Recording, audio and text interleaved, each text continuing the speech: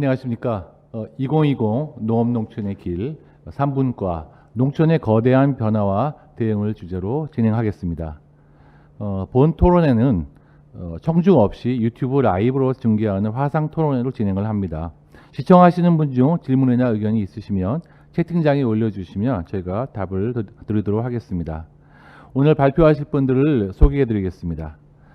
첫 번째, 한국 과학기술기획평가원의 김성교 박사님이십니다.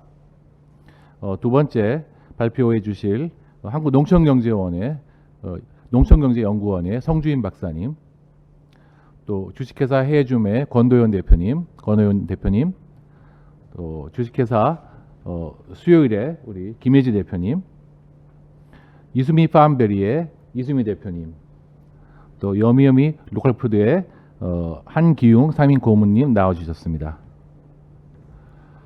오늘 본 분과회의는 의성 마늘 또 컬링으로 유명한 경북 의성군에서 후원을 해 주셨습니다.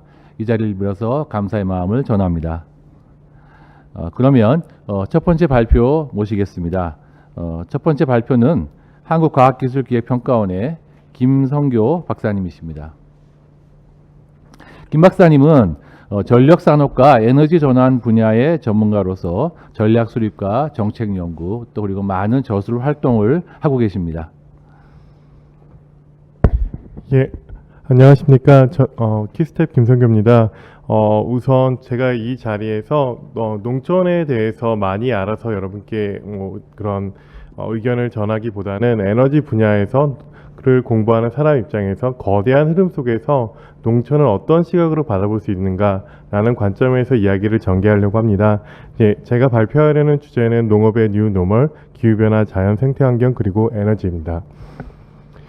우선 코로나19 이야기를 안 드릴 수가 없는 상황인 것 같습니다. 일단 에너지나 기후 환경을 생각한다면 사실은 우리가 익숙했던 봄의 모습은 왼쪽에 있는 짙은 그런 미세먼지가 가득한 하늘이 아니었을까라는 생각을 합니다. 근데 이러한 코로나19라는 외부 충격은 우리의 이동을 제한을 했고 우리는 사실은 상상 속에서 우리가 기후변화 대응을 어떻게 잘 한다면 미세먼지를 만들지 않는다면 우리가 환경을 더 신경 쓴다면 어떻게 될 것인가를 경험할 수 있는 그런 계기가 였던 것 같습니다. 실제로도 중국이 락다운이라는 그런 극단적인 상황을 선택을 했고 그러한 상황들이 여러 국가에서 보편화된 수단으로 자리가 잡으면서 실제로 많은 맑은 하늘들이 과학적으로 이렇게 위성사진에서 보이는 것과 같이 전개된 걸 확인할 수 있습니다. 사실 에너지 입장에서는 에너지 산업은 계속 확장되어 왔고 또 그 확장은 경제를 돌아가게 하는 전반적인 흐름이었는데요. 이러한 부분이 코로나19라는 외부 강력한 충격에 의해서 과거의 통념을 완전히 바꾸는 계기가 되었던 것 같습니다. 그래서 이동 부분의 에너지 수요가 전체의 50%에서 75%까지 줄어들었고요. 지금 여기 발표를 듣고 계신 모든 분들께서 느끼시는 게 우리가 공항에 간 적이 언제가 마지막이었던가라는 생각을 할 것 같습니다. 텅 빈 공항과 국가 간의 이동이 거의 핵심적인 일부 부분만 제외하고는 멈춰진 일상들이 어떻게 보면은 3개월을 지나서 10개월로 넘어가면서 이 부분들이 새로운 어떤 노말을 만드는 것이 아닌가라는 생각이 듭니다. 그렇다면 우리는 이런 질문을 할 수밖에 없는 것 같습니다. 우리가 어쨌든 코로나19라는 극단적인 상황, 또 준비하지 못한 이런 상황 속에서 그 반대급부를 얻게 되는 그런 환경적인 회복과 이런 전반적인 모습들을 바라볼 때 우리가 어떠한 선택을 할 것인가 라는 그런 질문을 스스로에게 던질 필요가 있을 것 같고요. 그러한 부분은 기후, 생태, 에너지 그리고 농업에 있어서도 모두 다 관계가 있다고 생각을 합니다. 우리가 이런 부분에서 문제를 스스로 제기를 할 때 그렇다면 우리가 익숙해왔던 탄소 중독 사회에서 이러한 새로운 어떤 것들, 회복하는 이런 것들이 어떻게 만들 것인가, 재창조할 것인가 라는 질문을 할 수밖에 없을 것 같은데요. 사실은 지금 코로나19로 여전히 많은 사람들이 고통을 받고 있고 또 생계와 여러 가지 어려움에 문제 있는 빠져본 분들이 많기 때문에 더 나은 세상을 이야기한다는 것 자체가 무리가 아닐까라는 생각을 합니다. 그래서 왼쪽 그림 같은 경우에는 코로나19 상황으로 어떤 이동이 제한이 있고 그래서 많은 어려움에 처한 사업들이 있고 그런 부분을 생각한다면 빨리 뒤로 돌아가서 굴뚝에 매연을 뿜고 그러한 공장을 돌리고 기계장치를 돌리더라도 돌아갈 것을 상상하는 모습도 역시 하나의 회복의 경로라고 볼 수 있지만 어떤 인류가 어떤 발전 역사를 생각을 했을 때 외부의 충격 또 극단적인 우리가 상상하지 못했던 재난과 재해 속에서의 그 다음은 더 나은 회복을 상상하게 되는 그러한 당연한 과정이 아닐까라는 생각을 해봅니다. 사실 기후변화라는 거대한 어떻게 보면 우리 인류 문명에 맞닥뜨려진 위협 같은 경우에는 오랫동안 과학자들이 경고해 본 바가 같은데요. 어떻게 보면 그런 코로나19라는 재난 재해 속에서 우리가 기후변화를 생각하게 되는 계기가 되었던 점은 명확한 것 같습니다.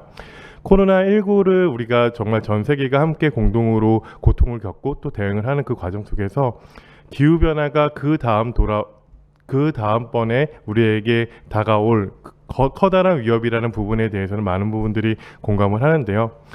빌 게이츠 같은 경우에는 현재 코로나19에 어떤 우리가 대응하는 인류의 전지구적인 노력이 수반되지 않는다면 우리가 탄소 배출량을 감축하는 부분에 있어서 성공하지 못할 것이다. 그런 부분에서 혁신이 필요하다는 그런 강력한 주장을 역설을 남기기도 했습니다. 그래서 코로나19에 대해서 어떤 단편적인 생각들을 말씀드렸고요. 그렇다면 에너지 전환의 역사와 또 그런 코로나19에서의 상황의 변화 그리고 미래의 에너지 전환을 얘기를 해드리고 이런 부분에 농업에 있어서 우리가 어떻게 생각할 수 있는지 그런 부분을 역시 말씀을 나누고자 합니다. 사실 농업의 역사와 에너지의 역사는 거의 시작되는 부분이 많다라는 생각을 합니다.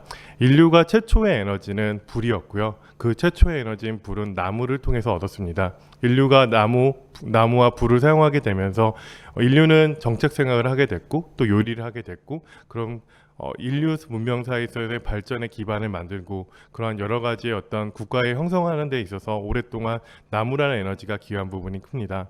그래서 나무라는 부분이 오랫동안 자리 잡다가 나무에서 석탄으로 또 석탄에서 기름으로 그런 에너지 사용량을 더 고효율의 에너지 집약도가 높은 에너지원을 선택하고 또 그러한 부분을 더 빨리 소진해서 어떻게 하면 경제 성장을 할 수 있을까라는 부분이 지난 150년의 인간 문명사가 아닐까라는 생각을 해보는데요. 실질적으로 우리가 사용했던 에너지 양의 전반적인 변화 흐름을 바라본다면 우리가 바라봤던 1850년 산업혁명 시점을 기점으로 해서 폭발적으로 에너지원의 사용량도 같이 증가하는 모습을 볼 수 있습니다. 그래서 우리가 이 땅을 딛고 살아가는 이 세상은 화석 연료 문명, 그런 탄소 문명의 시대라고 말을 해도 과언이 아닌 상황이라고 볼 수 있을 것 같습니다. 사실 인류 발전의 역사에서 볼 때 멜서스의 인구론도 200년 전에 이야기하는 것과 같이 인류는 인구의 증가를 선택을 했고 인류의 증가를 선택하기 그 길을 받쳐주기 위해서 에너지원을 더 많이 활용하는 부분을 선택했습니다. 그리고 농업 역시 우리가 비료 생산이라는 혁신적인 방법을 통해서 그러한 부분을 지원한 부분이 있고요. 그래서 에너지의 어떤 사용의 역사, 그런 1800년대 이후의 에너지의 사용의 비약적인 성장은 인구의 성장, 경제의 성장, 그리고 모든 인류 문명사를 새롭게 쓰는 어떤 계기가 되었다라는 이야기를 할 수 있을 것 같습니다. 그래서 모든 면에 있어서의 그런 과거와 비교할 수 없었던 지난 2세기를 우리가 보낸 게 아닌가라는 말을 할 수 있을 것 같고요. 그래서 그러한 과거의 에너지 전환에서 우리가 말씀드릴 수 있는 키워드는 더 많이 우리가 에너지원을 소모하는 부분, 더 효율적으로 사용하는 건 아낀다는 부분이 아니라 더 많이 사용하기 위해서 효율적인 사용을 강조했고요.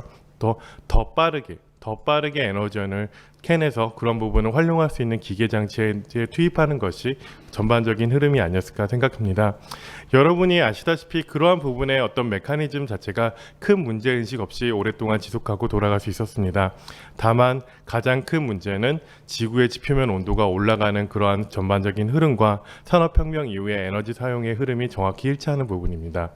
그래서 바꾸어 말씀드리면 탄소 문명으로 우리는 인류의 문명사를 새롭게 쓰고 폭발적인 성장과 발전을 할 수 있었지만 우리의 스스로의 어떤 미래를 답보할 수 없는 그런 지구가 더 이상 한계치를 수용하지 못하고 또 허물어질 수 있는 그러한 전반적인 환경을 만들고 있는 부분을 우리가 달려가고 있지 않을까라는 생각이 들고요. 그래서 지금 단순히 우리는 기후변화에 대해서 이야기를 하면 먼 미래의 문제처럼 생각하는 경우가 있지만 우리가 목표로 하고 있는 1.5도씨라든지 2도씨의 목표를 우리가 이야기를 한다면 이 부분이 얼마 남지 않았고 모두에게 피해가 될 수 있다는 부분을 강조하고 싶습니다. 1.5도라고 하면 감이 잡히지 않는데요. 1850년 이후에 지금 현재 1도에서 1.1도씨가 올라갔고 이제 불과 0.4도씨밖에 남지 않았습니다.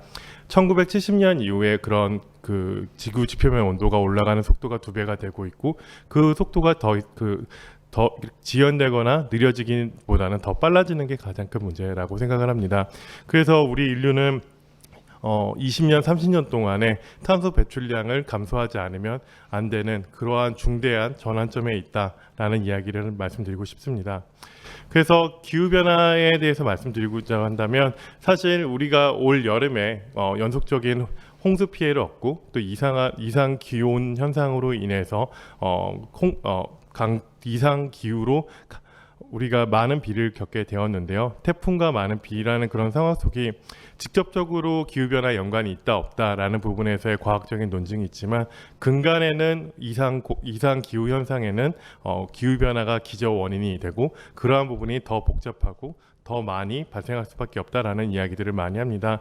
말씀드리고 싶은 거는 그러한 부분에 있을 때 농촌 농업을 생각을 한다면 기후변화에 있어서 기후변화의 그런 원인의 측면에서는 그렇게 다른 영역 대비 크다고 볼 수 없지만 그 피해의 부분에서는 가장 우선되고 기후변화의 위협 속에서 가장 많이 흔들릴 수 있는 그런 가장 취약한 연결고리가 아닐까라는 말씀을 드리고 싶고요.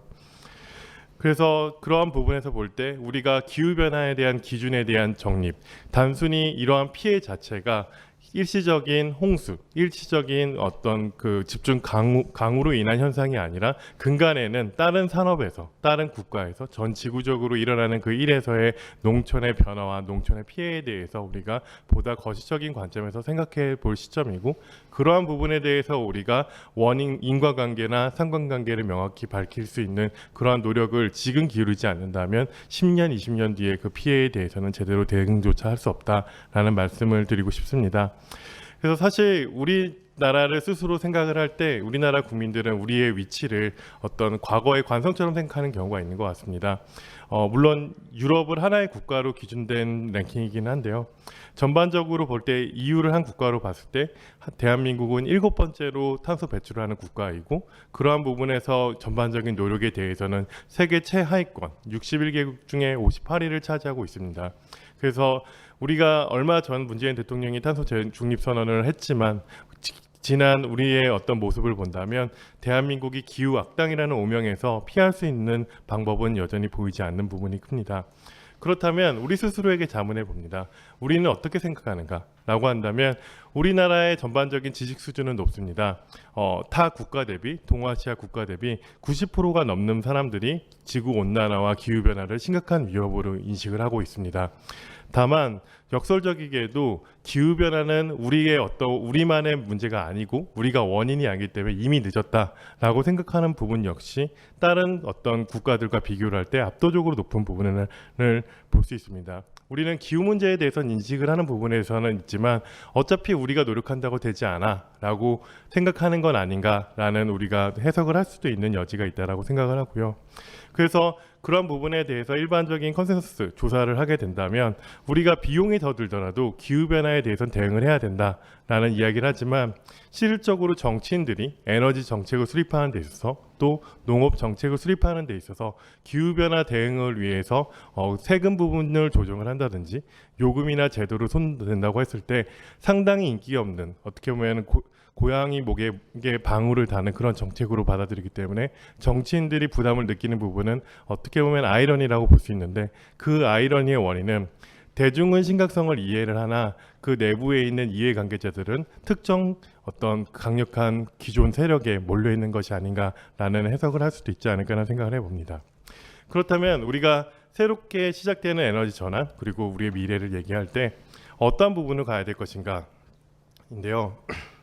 과거의 어떤 탄소 경제, 아니면 과거의 우리의 그런 관성은 더 많이 사용하는 거였다면 이제는 가급적이면은 낭비를 줄이는 방향으로 그리고 어떻게 보면 더 많이 사용하는 것을 위해서 효율적인 생산 활동을 한 것이 아니라 전체적인 효율성을 높여서 필요 필요 없는 부분을 줄일 수 있는 부분으로 이러한 부분의 전체적인 노력을 지속 가능하게 생태계를 어떻게 하면 구축할 수 있을까라는 부분이 가장 중심에 있는 노력이 아닐까 하는 생각을 합니다. 사실 에너지 산업 역시 농촌 산업과 비슷한 특징들이 많습니다. 일단 농업 농촌 역시도 사실 관심을 가지고 들여다보지 않는다면 변화하지도 않고 너무나 당연한 것이라고 생각합니다. 쌀은 우리가 먹는 것이고 에너지는 우리가 쓰는 겁니다. 에너지에서 있어서는 전기는 꽂으면 나오는 거고 주유소에 가면 기름을 얻을 수 있습니다. 우리는 그냥 사용자 입장에서의 생각을 하고 어떻게 보면 단편적인 표면적인 드러난 부분에서만 관심을 갖습니다. 근데 사실은 에너지 산업은 급변하고 있거든요. 그래서 사실 이 방송을 들으시는 분들은 자기가 생각하는 에너지 산업은 별 다른 관심 없이 갔는데 이게 급변하고 있다고 라고 생각을 하실 수도 있을 것 같습니다. 우리가 기후변화 이야기를 했을 때 그런 에너지 산업에서의 그런 오일 기업 중에 거대 기업 브리티시 페트로 BP 같은 경우에는 스스로가 넷제로 선언을 했습니다. 가장 큰 사업 부분 영역이 석유를 생산해서 판매하고 유통하는 부분인데요. 2050년에 기후변화 대응을 위해서 스스로가 탄소 중립을 이루겠다. 그러기 위해서 사업도 조정을 하고 또 기존에 있는 사업도 탈탄소화로 가겠다는 선언을 했습니다. 불과 10년, 20년을 얘기를 할 때 오일로 먹고 사는 사람이 탄소를 줄이겠거나 탄소를 0으로 만들겠다라는 선언을 하는 것 자체가 말이 안 되는 상황인데요. 우리가 과거에는 석유 산업을 생각하면 우리가 오랫동안 학교에서 생각한다면 석유는 언젠간 고갈되니까 우리가 노력해서 줄여야 돼라는 이야기를 했는데 이제는 기후변화 대응을 위해서 석유가 나오고 있지만 그 석유 구멍을 막아야 돼라는 전반적인 흐름으로 급진적으로 변화하는 부분을 할 수 있을 것 같고요. 그리고 자동차만 해도 전기자동차가 불과 10년 전에서는 발전하지 않았다고 하지만 이제는 그런 기존의 유류자동차보다 더 많이 판매하는 흐름을 가게 됩니다. 그리고 재생에너지에 대해서도 한계를 이야기를 했지만 이제는 재생에너지가 단순히 가능성이 아니라 제1의 에너지원을 이야기하고요. 그래서 2050년에는 제1의 에너지가 된다는 이야기를 하고 실질적으로 과거에는 비쌌다고 하지만 이제는 이미 가장 싼 경우도 많다라는 전망들이 나오고 있습니다. 그리고 과거에 10년 전에 비해서 그러한 예측과 기대를 볼 때 계속 그렇게 상승하는 모습을 보였고요. 그리고 과거에는 환경 분야에 투자를 한다 그러면 눈 굴리고 비웃고 투덜대기라고 말을 했지만 미래의 전반적인 발전 흐름은 환경과 지속 가능성을 생각하지 않고서는 우리가 금융 자산에 있어서 이익을 얻을 수 없다라는 새로운 패러다임으로 바뀌고 있습니다. 그리고 기업 역시도 스스로가 재생에너지 100%로 탄소 배출을 하지 않으면서 생산과 서비스를 제공하겠다고 말을 하고요. 그러면 이러한 부분의 전반적인 변화에서 볼 때 어떤 탈탄소화와 분산화의 흐름 그리고 디지털화, 민주화라는 새로운 바람 속에서 에너지 산업이 변화하고 있습니다. 근데 이러한 변화 속에서 우리는 여전히 변화하지 않는다. 라는 그런 고정관념에 갇히고 있고 석유가 고갈되니까 걱정하는 거 아니야? 라는 그러한 과거의 인식에 여전히 락인되어 있는 그런 과거에서 틀에서 벗어나지 못하는 부분이 있다고 생각을 합니다. 하지만 그러한 고립되어 있는 부분이 집중 확장으로 하는 과거의 지난 변화가 있었다면 이제는 분산과 평균 그리고 그러한 부분들이 연결되는 그런 새로운 모습들을 형성하고 있고요. 그러한 부분이 우리들은 과거에서 얘기할 때 갑자기 하늘에서 뚝 떨어진 거라고 얘기를 하지만 사실은 30년, 40년 전에 나왔던 그런 이론과 기술들이 하나씩 실현되는 과정이고 그 과정에서의 외부 충격들이 보다 가속화시키는 그러한 요인이 된다고 생각을 합니다. 그래서 코로나19의 세계에 대해서도 이런 이야기들을 하고 있게 되는 거고요.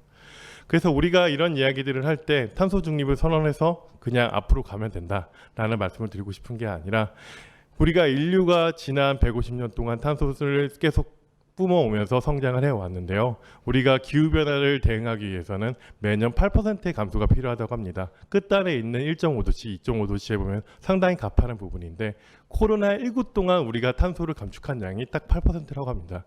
이러한 노력을 30년 동안 앞으로 계속해야 우리가 기후변화에 대응을 할 수 있습니다. 그렇다면 어떻게 될까요?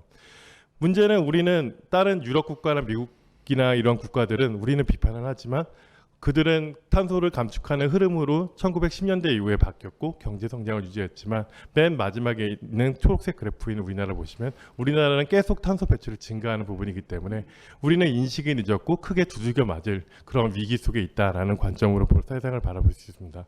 농업을 이야기한다면 우리는 유럽의 그린 뉴딜을 바라보면 그러한 전체적인 기후변화에 있어서 가장 큰 위협에 있으면서 동시에 기후변화에 대응을 하는 데 있어서 가장 큰 기여가 있는 부분이라 볼 수 있습니다. 그래서 8가지 기후변화 대응하기 위한 그린 딜에 하나의 큰 축이 농업과 농촌이 있는 부분이 있는데요.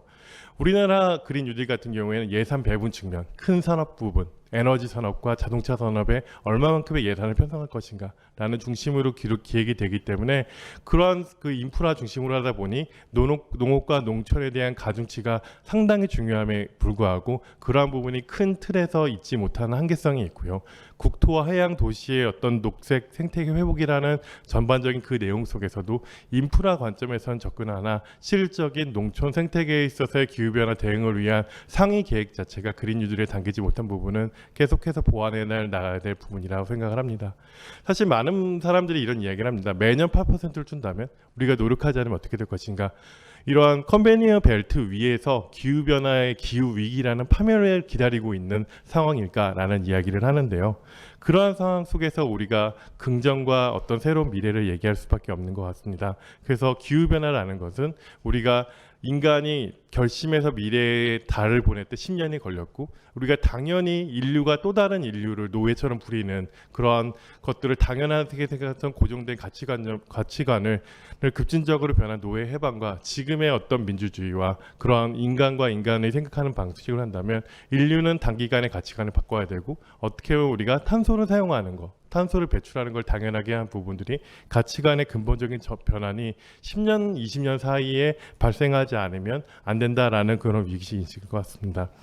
그래서 결론을 말씀드리겠습니다. 사실은 농업을 생각하면 너무나 피상적인 그런 식량 생산에 한정지어서 생각하는 부분이 큰 것 같습니다. 많은 위정제나 많은 대중들이 그렇게 생각하고요. 그랬을 때 농업 생태 환경 자원의 개념 확장이 필요하고요. 그리고 농업 같은 경우에는 기후 대응력 강화라는 측면에서가 가장 현실적인 접근이 아닐까라는 생각합니다. 그래서 이러한 부분에서 어떤 상향식의 접근 방식이 필요하고요. 그래서 마지막으로 말씀드리고 싶은 말씀은 에너지와 농업 산업은 공통점이 많습니다. 과거에는 가장 최혁신을 이끌던 산업이었고 지금은 너무나 중요한 산업이라고 생각합니다. 다만 너무나 중요하기에 너무나 당연하게 생각하고 피상적인 부분만 바라보는 게 아닌가라는 생각을 합니다. 그리고 변하기를 바라지 않는 사람들이 너무 많은 것 같습니다. 기존의 이해관계자들은 지금의 어떤 변화해야 될 이유를 내부에서 찾지 못하는 부분이 있는 것 같고요. 하지만 그 변화는 시작한 지 오래고 변화를 이끄시는 분들도 여전히 많다라고 생각을 합니다. 그리고 오히려 그 변화에 우리가 늦었다는 생각을 하고요. 그래서 그러한 변화가 턱 밑까지 올라왔고 그러한 부분이 코로나라는 그 충격 이상으로 기후변화가 될 거고 향후 20년 동안 그러한 부분이 어떻게 보면 산업의 어떤 농업의 전반적인 풍경을 바꿀 것이라고 생각을 합니다. 네, 발표 마치도록 하겠습니다. 감사합니다.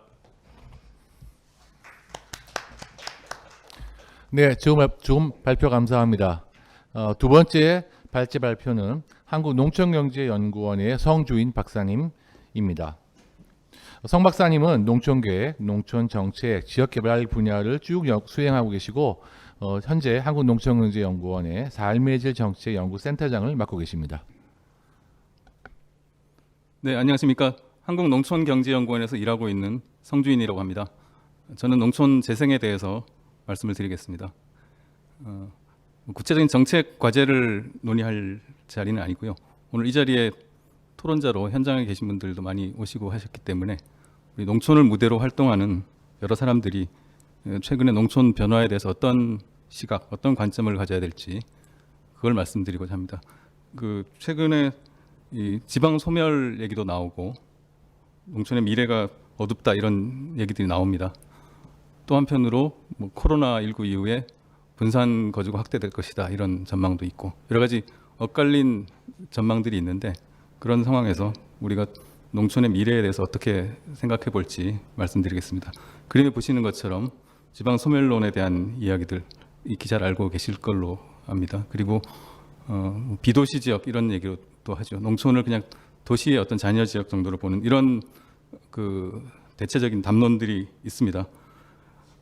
하지만 지방 소멸론의 진원지라고 할 수 있는 일본 같은 경우도 그와 반대되는 얘기들도 많이 나타나고 있습니다. 농촌에서 새로운 어떤 가치를 찾는 또 반농 반액제 삶이라든지 새로운 고용 창출원으로서 농촌 가능성 이런 것들을 보는 얘기들이 농촌에 많이 나타나고 있고요.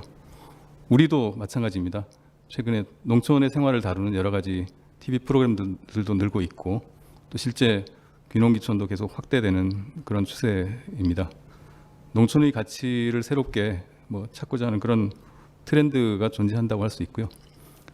외국의 경우에 핀란드 사례를 좀 주목을 해볼 수 있는데 핀란드 농촌 미래 시나리오를 만드는 그런 작업들을 했습니다. 핀란드는 물론 우리와는 굉장히 다른 나라죠. 굉장히 조방적이고 그러면서 또 농촌의 자원도 풍부합니다. 임업도 발달하고 에너지 이런 산업도 발달하고 있는데 그런다 하더라도 미래 핀란드가 어떻게 될 것인지 몇 가지 중요한 요인들이 있는데 그 중에 또 계속해서 인구가 농촌에 분산해서 거주하게 될 것이냐. 현재 다른 이웃한 스웨덴이나 이런 나라랑 달리 핀란드는 굉장히 좀 분산 정책을 펼쳐온 나라라고 하거든요. 그리고 농촌의 자원을 계속 가치를 높이는 그런 활동들을 할 것이냐 이런 것이고요. 또 여기서 주목되는 시나리오 중에 첫 번째와 두 번째 구별되는 것이 이 자원, 농촌이 가지고 있는 경제적 자원 이런 것들을 누가 주도권을 가지고 그걸 활용할 것이냐, 지역 사회에서 주도권을 갖느냐, 그렇지 않느냐. 콜로니라는 말이 그림에 등장합니다. 그래서 시사하는 바가 있다고 생각을 하고요. 코로나19 이후에 이 농촌 관광이 위축될 것이다 또는 여러 가지 서비스가 축소될 것이다 이런 우려도 있지만 또 반대되는 전망도 있습니다. 실제 귀농귀촌이 앞으로 늘 거다. 코로나 이후에 이렇게 연령이 높아질수록 이런 전망도 있고 농촌 관광이 더 확대될 것이다. 일시적으로 주춤했지만 이런 얘기들도 나오고 있습니다. 그래서 이런 좀 엇갈리는 상황들 속에서 우리가 지금 농촌의 최근 여건을 한번 좀 더 살펴볼 필요가 있습니다. 지방 소멸론을 말씀드렸지만 우리가 보는 증거는 그와 반대되는 얘기들을 또 보게 됩니다. 그림에 나오듯이 인구가 순유입되는 시군들이 전국적으로 최근에 올수록 늘고 있습니다. 그 색깔로 표시가 되고 있죠. 그리고 마을 인구들도 조사를 했는데 최근을 올수록 이 인구가 늘고 있는 마을의 비중이 높아지고 있습니다. 도시 근교 지역만이 아니라 최근에 원격 농촌에서 이런 현상이 나타나고 있는 것도 좀 주목해 볼 필요가 있습니다. 경제활동 장소로서도 농촌의 가능성이 있죠. 저밀도 경제에 대해서 OECD에서 얘기합니다. 우리도 그런 현상이 나타나고 있습니다. 실제 인구가 일부 줄어들고 있지만 GRDP는 늘고 있는 시군들도 나타나고 있고 또 최근에 주목되는 것은 여러 가지 사회적 경제 조직 활동들이 농촌에서 늘고 있고 실제 사회적 경제 조직 숫자가 연도별로 계속 증가하는 추세를 확인할 수 있습니다. 그리고 귀농귀촌을 말씀드렸는데 꼭 농촌으로 거주지를 옮기지 않더라도 도시민들이 뭔가 농촌을 무대로 해서 본인이 꿈꾸는 바 이런 것들을 실현하고자 하는 그런 요구들이 나타나고 있습니다. 저희가 집계한 바로는 전체 도시민 중에 약 13% 정도가 5년 내에 농촌에서 뭔가를 좀 해보고 싶다 이런 얘기를 하고 있고 연령층이 은퇴 연령층이 높아지면 저 비율은 더 높아집니다. 이런 잠재력을 농촌이 나타내고 있는데 다만 이런 농촌이 가지고 있는 잠재력 실현을 위해서 염두에 둘 부분도 있습니다. 다양한 일자리, 소득 기회 이런 것들이 농촌에 필요할 거고요. 또 이 버킷리스트 실행을 준비하고 있는 그룹, 빨간 이런 분들일수록 또 아름다운 농촌, 경관 이런 것들을 강조하고 있는 모습 볼 수 있습니다. 일자리가 중요하다고 말씀드렸습니다만은 또 이 국민들이 농촌에서 기대하는 일이라는 게 반드시 전업적으로 이렇게 소득 활동에만 몰두하는 그런 일도 있지만 그보다는 일과 여가를 병행할 수 있거나 또는 자신이 하고 싶은 일을 또 일부 조그만 농업 활동하는 중에 하는 그런 일들 이런 데 대한 요구가 있다. 그래서 향후 우리가 농촌에서 좀 염두에 둘 그런 상황이라고 생각합니다. 이 가능성에 대해서 말씀드렸는데 여전히 농촌이 가지고 있는 어려움들이 있습니다. 무엇보다 일단 농촌이 가지고 있는 생활 불편함. 보통 우리가 농촌에서 경제활동 기회가 부족하다라고 얘기하지만 도시와의 격차가 특히 두드러지는 부분은 그래프에 보시면 이 보건복지라든지 교육, 문화 등등 이런 여러 분야에서 이 도시와의 격차가 나타나고 있고요. 특히 읍지역보다 면지역으로 갈수록 더 열악한 상태이고 세부적으로 살펴봐도 좀 더 의료 부문이라든지 문화, 대중교통 등등 여러 분야에서 좀 격차가 존재하는 것을 확인할 수 있습니다. 그러다 보니까 실제로 농촌을 떠나겠다 하는 그런 그 주민들도 나타나고 있고요. 젊을수록 그렇습니다. 젊은 연령층은 무엇보다 이 소득 기회도 있지만 교육, 문화 뭐 이런 것들 또 연령층이 높아지면 의료 문제 때문에 농촌을 떠나겠다 이런 얘기들이 있습니다. 그리고 또 주택이 살기 불편하다 이런 얘기들. 우리 농촌 노후 주택들이 많이 있고 그게 정비되지 않고 있는 상태이기 때문에 이런 요구들을 좀 잘 눈여겨보고 앞으로 좀 정책적으로 대응이 필요한 게 어떤 것일지 생각해 볼 필요가 있습니다. 경제 활동에 있어서 제약이 크죠. 농촌에 입지에 있는 기업들에 대해서 조사한 결과인데 가장 큰 문제는 일단 그 인력 확보가 되겠습니다. 특히 원격 농촌일수록 그래프에 나오듯이 더 이 문제를 이런 문제를 얘기하고 있습니다. 이 사람들 간의 그 교류라든지 움직임 이런 것들이 힘든다 그러면 그 통신 기반 뭐 이런 것들로 극복을 해야 되는데 이 초고속 통신망이라든지 5G 최근에 그 5G 통신 기반 이런 데서도 이 농촌은 아직 도시와 비교해서 열악한 상태입니다. 뭐 국가적으로 이런 어떤 이 기반 확충이 필요하다 하는 그런 시사점을 제공해 준다고 하겠습니다. 또 이런 것들뿐만 아니라 농촌이 가지고 있는 그 자원이라든지 가치 있는 경관, 환경 이런 것들도 중요한데 이 난개발 문제가 또 그 확산이 되고 있죠. 최근에 귀촌이 좀 줄어들고 있다고 얘기하는데 특히 귀촌 감소가 두드러지는 그런 지역들이 보면 저희가 조사한 바에 의하면 이 대도시권 주변 그래서 뭐 난개발 활동이 이 활발한 그런 지역들이 좀 더 두드러지는 거 나타나고 있고 실제 그 국민조사 결과에서도 보시듯이 50% 넘는 국민들이 난개발 문제가 심각하다 이런 얘기를 하고 있습니다. 또 반면에 바람직한 농촌의 모습으로서 가장 우세한 답변을 차지한 게 이 농촌다운 환경, 경관 이런 것들이 갖추어진 곳을 얘기를 하고 있습니다. 그래서 이런 것들을 종합해 볼 때 우리가 앞으로 농촌이 정말 살아나는 곳이 될 거냐 그렇지 않을 것이냐 하는 것 좌우하는 중요한 조건으로 크게 네 가지를 뽑아봤습니다. 필수적인 어떤 생활 서비스에 대한 충족이 필요할 것 같고요.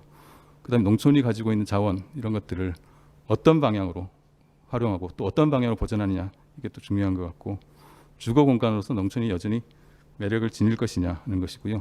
농촌 공동체가 좀 더 다양한 구성원들한테 열린 그런 포용적 공동체로 발전해 나가느냐 여부라고 할 수 있겠습니다.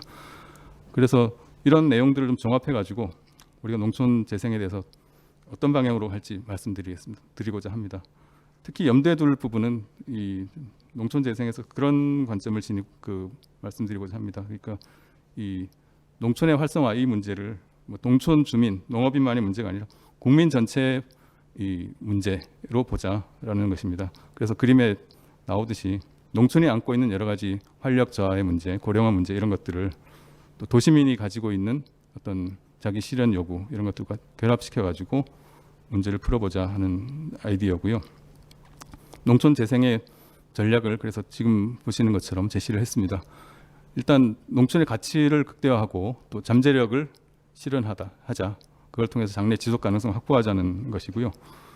첫 번째로 그래서 도농 상생을 얘기할 수 있겠습니다.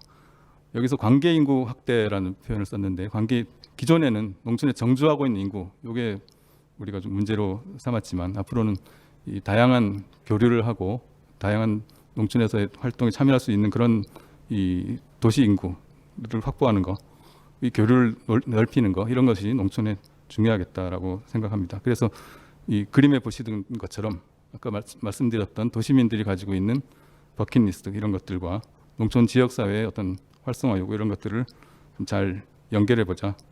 그러면서 앞으로 농촌은 여전히 소멸하지 않고 분산 거주하는 그런 공간이 될 것입니다. 그런 농촌이 가지고 있는 분산 거주 특성에 맞는 그런 필수적 서비스를 제공하는 그런 일들. 그리고 농촌 재생이 국가적으로 범국가적으로 추진한다 하더라도 구체적인 전략이라든지 농촌 재생의 모델은 지역에서 만들어야 할 거라고 생각합니다. 그래서 상이한 지역 여건을 반영한 농촌 재생 모델을 발굴하도록 지역을 지원하는 일. 그리고 무엇보다 이 농촌이 가지고 있는 자원 이런 것들을 가치를 높이는 일이 농촌 재생이 지속될 수 있는 그런 바탕일 겁니다. 그래서 크게 이 네 가지 전략 하에 세부 과제들을 좀 제시를 해봤습니다. 그림의 왼쪽에 있는 것은 아무래도 좀 중앙정부 차원에서 어떤 기반 구축이라든지 이런 차원에서 할 일인 것 같고요. 오른쪽 노란색으로 표시된 것들이 지자체라든지 지역 주체들이 중심이 돼서 추진할 일들이라고 할 수 있겠습니다. 첫 번째로 다양한 인력 이런 사람들이 농촌에 가서 그 활동하고 거주할 수 있는 그런 플랫폼을 구축하자는 것이고요. 그것을 지역 입장에서는 지역 활성화의 주체로 활용하는 일이 되겠습니다. 제도적 기반 마련도 중요한데 농촌 공간 계획에 대한 얘기가 되고 있고 또 지역이 할 수 있는 일들을 좀 자율적으로 지원하기 위한 농촌 협약 얘기가 되고 있습니다. 그런 제도 하에 기반 하에 지역에서 농촌 재생의 전략을 도출하고 중요한 사업들을 추진할 수 있도록 지원한 일이 되겠고요. 국가 차원의 인프라 지원은 지속해서 이루어져야 될 일이라고 생각합니다. 그다음에 마지막으로 또 그 지역 사회 차원에서는 다양한 어떤 농촌의 창의적인 서비스 전달 또는 또 활성화 인력을 육성하는 그런 사회 혁신 실험 이런 것들을 계속 추진할 필요가 있겠다는 생각입니다. 간략하게 살펴보겠습니다. 그래서 다지역 거주 지원 사업을 좀 추진할 필요가 있겠다. 무엇보다 지역이 주도가 돼서 이런 일들을 추진하면서 도시민의 농촌 살아보기 체험 이런 것들 지원하는 그런 일들이 되겠는데 이런 것들이 지역 단위로 좀 더 확산되면 그걸 다 연계해 가지고 전국적인 차원의 어떤 농산협천형 레지던스 일명 마을 스테이 체인 이렇게도 저희들 이름을 부르고 있습니다만은 그런 이 마을 스테이 체인도 한번 만들어 보는 그런 일들. 여기에는 뭐 중앙정부나 지자체뿐만 아니라 공공기관이라든지 공기업들도 이렇게 참여할 수 있다고 생각합니다. 무엇보다 지역에서 다양한 일자리를 창출하는 것이 중요한데 농촌이 가지고 있는 자원 또 서비스 요구 이런 것들을 좀 결합해 가지고 지역 순환형 일자리 예시를 했습니다. 여기 다양한 것들을 좀 지역에서 해볼 수 있겠다. 이런 일들을 하는데 어떤 지역 주체들이 중심이 돼서 어떤 사회 실험 이런 것들을 할 수 있고요. 그 과정에서 또 유휴시설이라든지 빈집 이런 지역 자산들을 이런 창업 활동의 공간으로 활용하는 그런 일들도 생각을 해볼 수 있겠습니다. 그리고 국가 차원에서는 또 읍면이라든지 뭐 농촌의 중요한 거점 지역을 이 복합 거점 시설로 이렇게 조성해서 주민들에게 필요한 서비스를 제공하는 그런 허브로 삼는 일. 또 이게 때로는 창업이라든지 경제 활동을 위한 스마트 위성 오피스 같은 그런 역할도 할 수 있을 것이라고 생각을 합니다.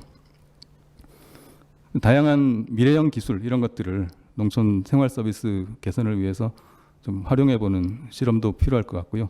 이와 관련한 실증 R&D 단지를 농촌에 좀 여러 곳 만든다든지 하는 것들.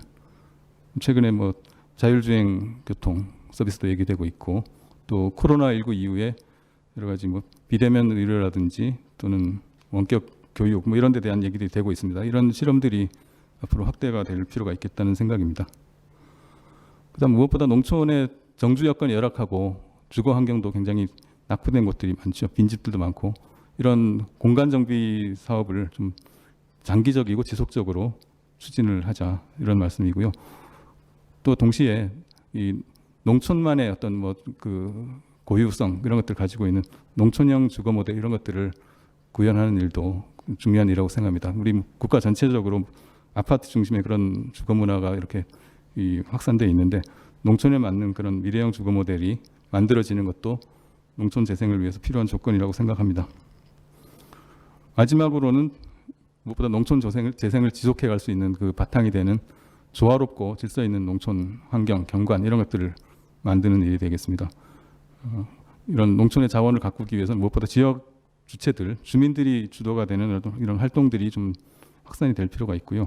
그런 일들을 이 정부 차원에서도 이 공간계획 제도를 도입하는 그런 노력을 통해 가지고 앞으로 이 뒷받침을 해야 된다 이렇게 생각합니다. 공간계획 제도에 대해서는 뭐 계속 논의는 되고 있습니다만은 앞으로 중요하게 진행될 그런 일이라고 생각을 합니다. 이상으로 간략하게 농촌 재생에 대해서 제가 생각하는 아이디어에 대해서 말씀을 드렸습니다. 고맙습니다. 네, 좋은 발표 감사합니다. 두 분의 발제의 발표를 잘 들었습니다. 이제 패널 토론을 진행을 할 건데요.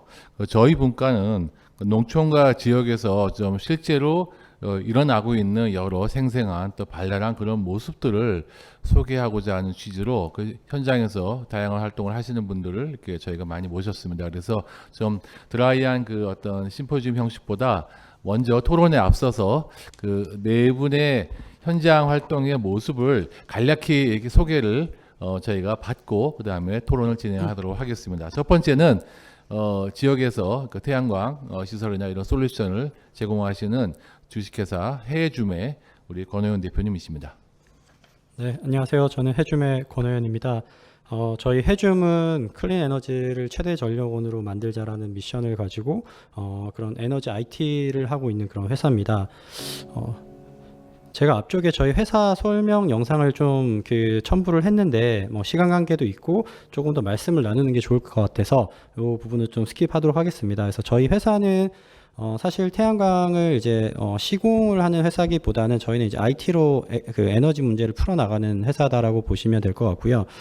저희는 사실 이제 태양광을 이제 공급을 하는 데 있어서 자기 자본을 들이지 않고 태양광을 이제 저희 자본으로 대여를 해드리고 그 태양광 시설을 이제 이용하실 수 있는 그런 서비스라든지 태양광이 사실 이제 날씨에 따라서 생산량이 많이 변동하기 때문에 그런 부분들을 저희가 발전량 예측이라는 기술들을 통해서 그런 솔루션을 제공하는 에너지 IT 회사입니다.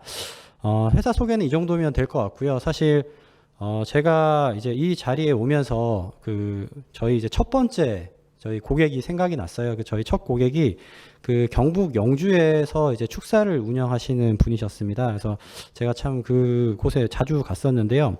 그 경북 영주에서 축사를 하시던 그분은 사실 이제 당시에 제가 기억하기로는 그 소를 약 한 200두에서 한 250두 정도 이제 사육을 키우고 있으셨고, 뭐 여러 가지 이제 인공 수정도 하시고 여러 가지 그런 이제 생활 여건은 굉장히 좋으신 분이셨습니다. 뭐 그럼에도 불구하고 이제 그 축사 우사 위에 태양광을 이제 100kg씩 200kg를 그분과 이제 아내분이 각각 이제 그런 성함을 따서 이제 만드셨는데요. 제가 여쭤봤어요. 왜 이런 사업을 하시냐라는 말씀을 드렸을 때 그분의 답변이 굉장히 인상에 남았습니다. 사실 일반적으로는 사실 수익을 목적으로 하시는 분들이 많으신데 그분이 말씀하시려고는 그 소를 이제 키우면 사육을 하면서 많은 온실가스가 배출이 된다. 그래서 나는 이런 온실가스를 내가 배출하는 것만큼은 아니더라도 상당 부분 온실가스 배출을 이제 내가 이 재생에너지를 통해서 그만큼의 어떤 깨끗한 에너지를 생산함으로써 사회에 기여하고 싶다. 그리고 또 한 가지는 또 말씀하셨던 게 해외 같은 경우에는 이런 온실가스 이슈 때문에 그런 이제 가축 사육에 대한 이제 제한도 많이 들어오고 하는데 향후에 이런 부분들이 없다면 나한테도 그런 같은 피해가 오지 않겠냐라는 그런 말씀을 하셔서 굉장히 기억에 남았습니다. 그래서 저도 이제 사실 그런 생각을 하면서 제가 이 슬라이드를 사실 저희 이제 신입 사원들이 오면 이제 항상 설명하던 슬라이드인데 오면서 아마 이런 문제들이 농촌에서 향후에 더 심각하게 당사자로서 좀 직면하지 않을까라는 생각을 했습니다. 그래서 뭐 기본적으로 이제 화석 에너지 고갈이라는 게 당장 와닿지 않지만 화석 에너지 고갈로 인해서 지구 온난화가 발생하고 지구 온난화로 인해서 물 부족이 발생하고 물 부족 때문에 식량에 대한 문제까지 발생하는 이런 이제 각각에 떨어져 있는 문제인 것 같지만 사실상 1년에 굉장히 밀접하게 연관되어 있는 그런 문제들입니다. 그래서 올해 이제 아까 김성교 박사님께서 말씀하셨지만 태풍이나 이제 많은 강수들이 이런 농촌에도 많은 이제 농작물에 피해를 준 걸로 알고 있는데 이런 문제가 사실 지구 온난화가 이제 뭐 먼 얘기가 아니라 이미 이제 닥쳐지고 있는 우리 농촌의 현실이 아닐까라는 생각을 한번 제가 해봤습니다. 뭐 사실 이제 그러면서 저희가 에너지 전략이나 재생에너지 개발과 같은 여러 가지 이런 활동을 하고 있고 아마 이제 이런 부분들을 또 독려하기 위해서 최근에 농특위에서도 여러 가지 그런 그 농어촌 에너지 전환 포럼이라든지 이런 활동을 하고 계신 걸로 알고 있고 오늘 토론에서도 그런 많은 말씀들을 나눴으면 하는 바람이 있고요. 또 이제 아까 그런 희망적인 이제 분도 뵀지만 저희가 사실 굉장히 또 어떤 측면에서 걱정도 많이 됩니다. 뭐 사실 그 농촌에 굉장히 좋은 어메니티를 태양광이 이제 경관이나 미관을 파괴한다라는 측면으로 인해서 굉장히 많은 반대의 목소리도 있습니다. 그래서 일부 그런 이제 굉장히 저도 이제 보면 미관상 좋지 않은 그런 안 좋은 사례들이 있는데요. 사실 이제 저희가 최근에 그 태양광을 설치할 수 있는 실제 면적에 대해서 한번 연구를 한 적이 있습니다. 모 기관의 의뢰를 받아서 연구를 했는데 법적으로 가능한 면적이 약 40에서 60% 전체 면적에서 농촌 지역이 40에서 60%는 사실 법적으로 가능한데 저희가 실제로 지자체 조례나 이런 민원을 통해서 그렇게 이제 여러 가지 그 제약들로 인해서 검토를 해보니까 이 40%에서 60% 가능한 토지가 약 0.01%까지 줄어드는 형상을 봤습니다. 그래서 저희가 여러 가지 이런 토론을 하지만 앞으로 이 지역 중심의 이런 그 재생에너지 공급이 됐을 때 과연 지금 많은 제약 속에서 어떻게 우리가 해 나갈 수 있을 것인가에 대한 그런 많은 걱정과 고민이 있습니다. 그래서 오늘 이따가 토론할 때는 아마 그런 내용들을 좀 충분히 설명을 했으면 좋겠고요. 마지막으로 사실 이제 이게 저희가 있다 보니까 정보의 제약이 굉장히 많습니다. 그러니까 지금 농촌이나 어촌에 있는 그 태양광 시설들이 대부분의 현지에 계신 분들이 하시는 게 아니라 외부에 들어온 외지인들이나 기업이 주도권을 다 가지고 이익을 누리고 있는 그런 상황입니다. 그래서 저는 이 외지인들이 가져간 그 농촌의 친환경 에너지 생산의 주도권을 이제는 다시 농어촌에 계신 여러분들께서 가지고 오셔야 되지 않겠냐라는 말씀을 드리고, 거기에서 발생되는 정보의 비대칭적인 문제에 대해서는 이제 정부나 지자체나 아니면 농촌 지역 사회에서 그런 이제 유럽의 여러 가지 조합 형태의 그 장점들이 많이 있습니다. 그런 부분들 스터디해서 한국에서도 이런 부정적인 게 아니라 좀 긍정적인 이런 재생에너지가 농촌에 뭐 하루속히 잘 도입되기를 희망하면서 발표를 마치겠습니다. 감사합니다.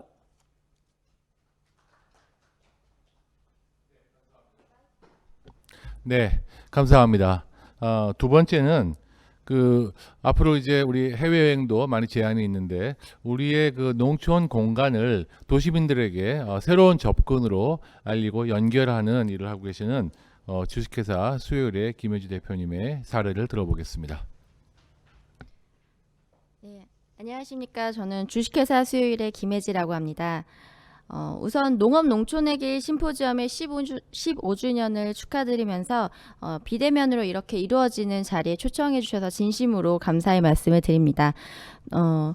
우선 농촌에 있어서 로컬 투어, 로컬 마켓이라는 영역의 비즈니스를 저희가 수행하고 있는 회사로서 오늘은 아마도 코로나로 인해서 농촌의 뉴 노멀 중에 저희가 가장 농업 그리고 농부분들과의 근접한 거리에서 사업을 하고 있지 않나 싶습니다. 그래서 농부의 목소리와 그리고 그 어려움을 함께하면서 겪었던 사업이었기 때문에 현장의 분위기를 가장 잘 좀 알고 있다고 생각을 합니다.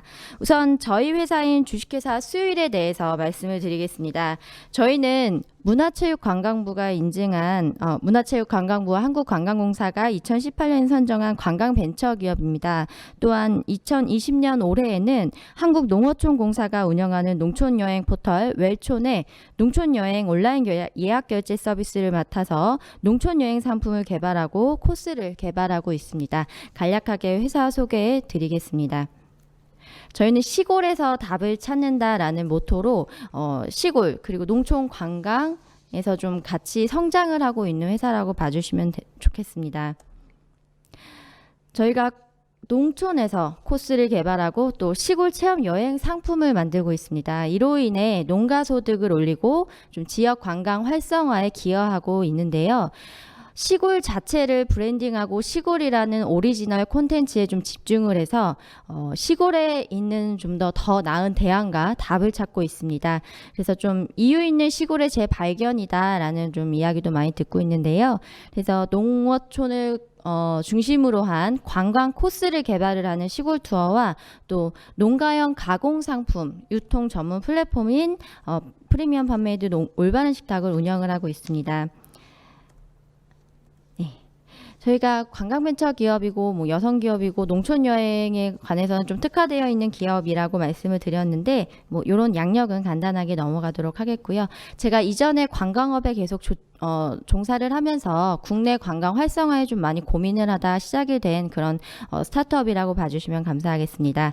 저희 같은 경우는 농어촌 민박이라든지 그리고 농촌 체험 휴양마을 그리고 그 농촌 교육 농장 그리고 농촌 융복합 사업장, 농가 맛집 등에 좀 많이 집중을 하고 있습니다. 그래서 농가 관광에 굉장히 특화되어 있다라고 생각을 하고 저희가 농업이라든지 농어촌에서 활성화시킬 수 있는 방안에 대해서는 이러한 데이터를 가지고 코스를 만들고 그 코스를 가지고 상품화를 하는 거를 통해서 농가 소득을 좀 확장시키는 것에 좀 집중을 하고 있습니다. 요즘 같은 경우에는 단체 관광, 즉 복합 상품뿐만 아니라 개별 상품, FIT 고객이 많이 다닐 수 있는 그러한 상품들도 많이 개발을 하면서 좀 농촌 관광의 파이가 키워질 수 있게끔 좀 노력을 하고 있고요.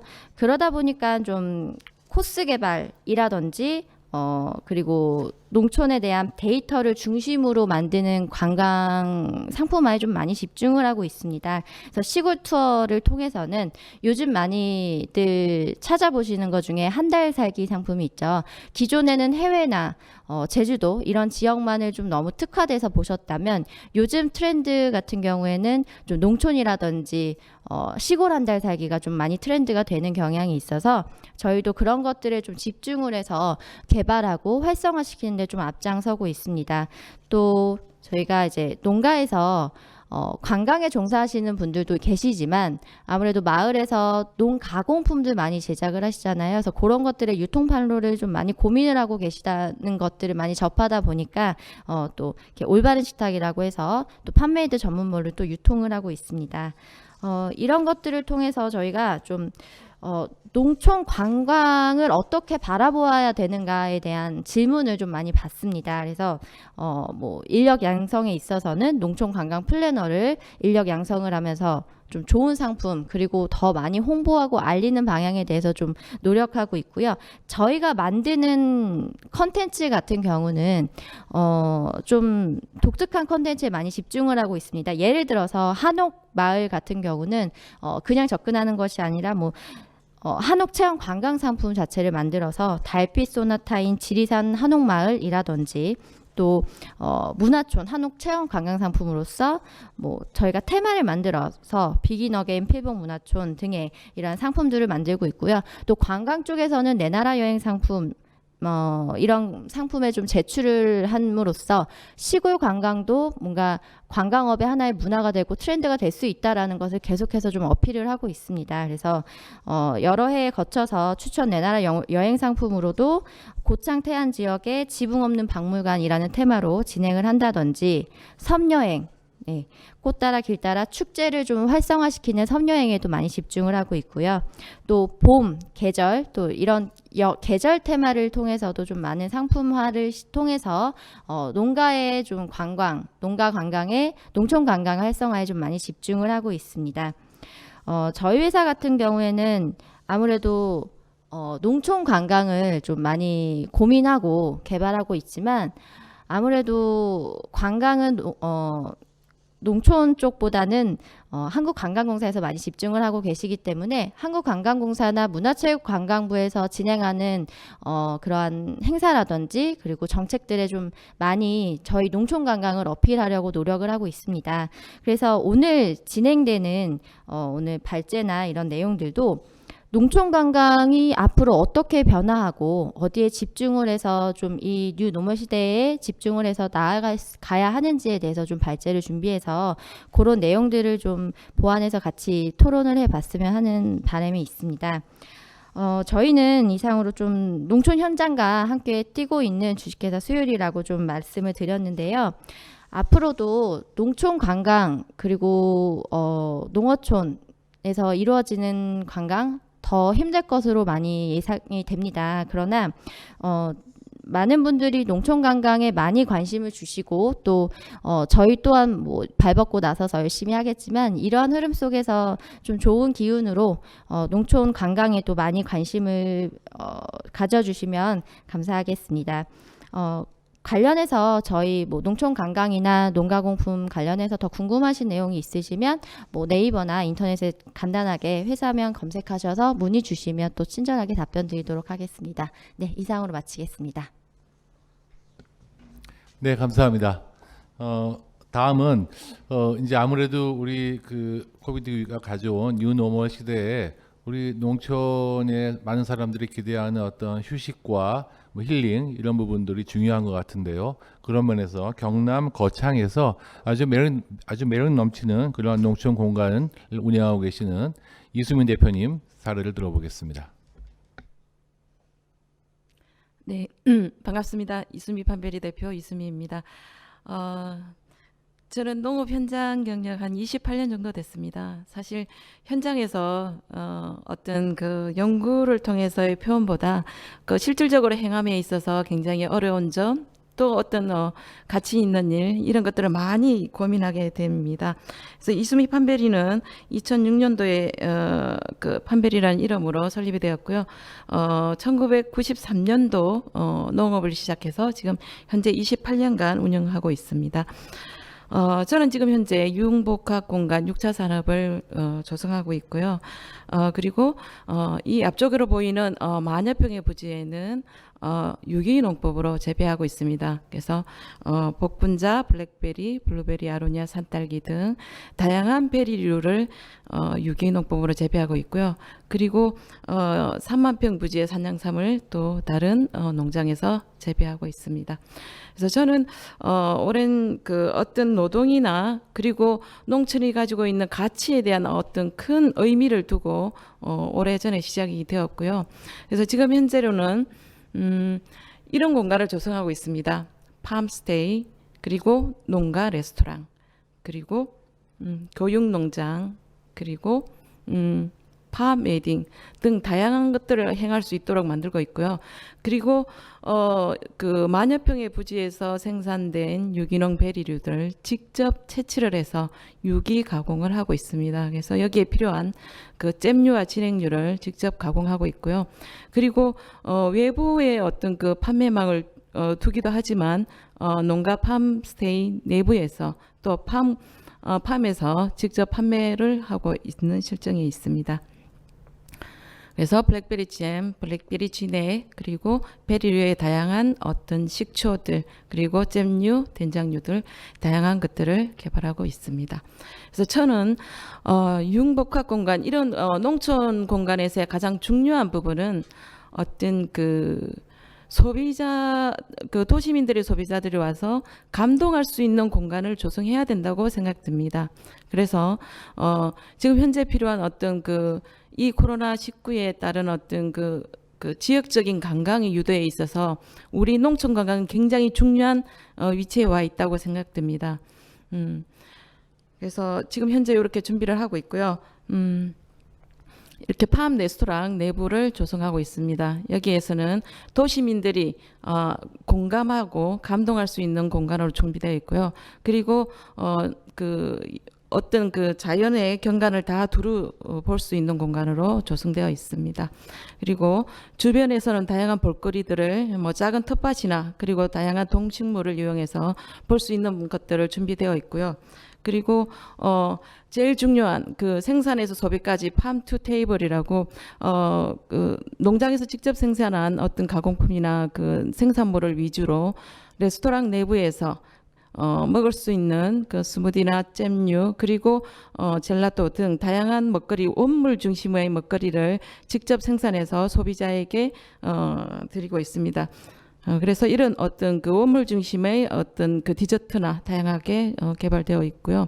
그리고 또 다른 한 가지는 이 공간에는 지금 현재 보고 만들고 느낄 수 있는 어떤 체험과 다양한 교육을 할 수 있는 공간으로 조성되어 있습니다. 그래서 올해 같은 경우에도 수천 명의 어떤 그 학생들이 왔다 가기도 하고, 그리고 다양한 소비자님들이 오셔서 어떤 그 소비자 인식의 전환이 될 수 있는 그런 먹거리를 관심을 가질 수 있는 공간으로 조성되고 있습니다.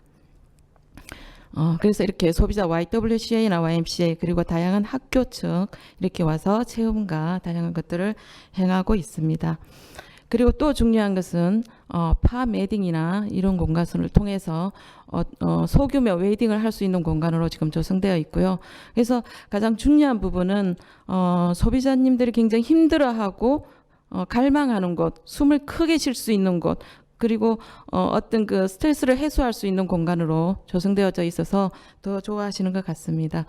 그리고 이런 저희 농촌 공간에서는 다양한 문화의 공간으로 바꾸고 있습니다. 그래서 첼로 음악회나 또 그 다양한 음악회 등 이런 행사들로 이루어지고 있고요. 그래서 모든 분들이 행복한 그런 도시 중심의, 농촌 중심의, 농촌과 도시가 연계한 그런 즐거운 공간을 만들고 있고요. 그래서 코로나19 이후에 저희 공간은 그 오픈은 레스토랑 오픈은 2017년도에 했지만 지금 2020년도 현재 6, 7, 8, 9, 10 훨씬 더 많은 그 경쟁력을 확보해서 많은 분들이 도시민들이 지역으로 관광 오실 수 있는 공간으로 조성되었다고 보여집니다. 그래서 특히 제가 생산하는 어떤 그 농산물의 원물이 그 원물을 통해서 소비가 이루어지고 또 지역을 알리고 그 작은 어떤 거창 지역의 어떤 작은 소도시가 대구의 인근 지역 240만의 인구를 유입시켜서 스트레스를 해소시키고 그리고 농촌 공간의 어떤 그 아름다운 경관을 유지하고 그리고 편안하게 쉴 수 있는 공간으로 조성되어졌다는 것, 그것은 바로 농업이 가지고 있는 엄청난 중요한 가치라고 생각이 듭니다. 그래서 이런 부분들이 우리 농민들이 잘 이런 하나하나에 해결할 수 있는 부분들을 잘 극복해낼 수 있도록 어떤 제도적인 부분들 그리고 어떤 홍보적인 부분들 다양하게 실질적으로 이루어졌으면 하는 그런 바람이 강합니다. 그래서 가장 중요한 부분들은 도시민들이 지금 농촌을 갈망하고 있고 이 눈높이에 맞는 서비스의 질을 플러스 시킨다면 더 좋은 영향력을 미칠 거라고 생각이 듭니다. 이상입니다. 네, 감사합니다. 제 끝으로 충남 서산에서 정말 굉장히 다양한 놀라운 그 농촌 재생 또 농촌 공동체의 활동을 리드하고 계시는 우리 강원대 명예 교수이신 우리 한기웅 고문님 말씀 들어보겠습니다. 네, 안녕하세요. 방금 소개받은 대학 교수를 정년했지만 저는 그 농부의 자식으로서 농촌의 농업 디자인을 부르짖고 있는 사람 중에 한 사람입니다. 그래서 오늘 이 자리에서 농촌 디자인을 구체적으로 어떻게 실천해서 농산업의 경쟁력을 갖출 수 있을까 하는 그런 측면을 제가 현장을 뛰면서 경험한 사례로 간단히 말씀드리겠습니다. 저는 2009년도부터 농촌 재생을 위해서 농업 기술의 감성 디자인을 접목하는 일에 올인하여 왔습니다. 그래서 참 다행히도 농어촌공사에서 이런 프로그램을 지원해서 2009년도부터 농산업 그러니까 경영체, 6차 산업 경영체 디자인 활성화 교육을 농민들을 대상으로 추진을 하여서 조금이지만 그 농민들에게 농사에 어떻게 디자인을 접목하는가, 어떻게 농산업을 디자인하고 접목해서 경영할 수 있는가 하는 그런 차원에서 나름대로 어느 정도 수확을 거두었다고 생각이 됩니다.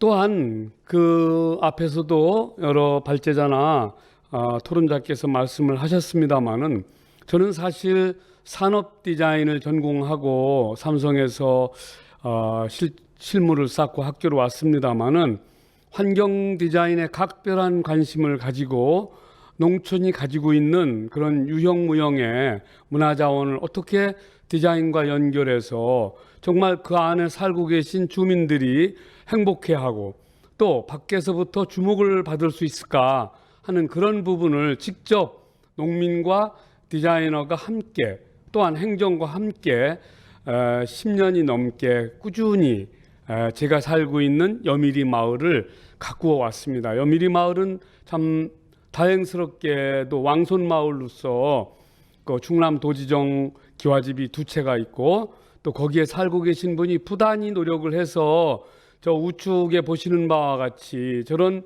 수선화 벨트를 만들었습니다. 기와집 뒤쪽으로 어마어마한 양의 수선화를 10년이 넘게 퍼뜨려서 사람들이 정말 오면은요 상상 이상을 넘는 정말 어메이징한 그런 경관을 보여주고 있습니다. 매년 봄 4월은요 주말에는 10,000명 이상이 오는 정말 명실상부한 그런 문화마을이 되었습니다.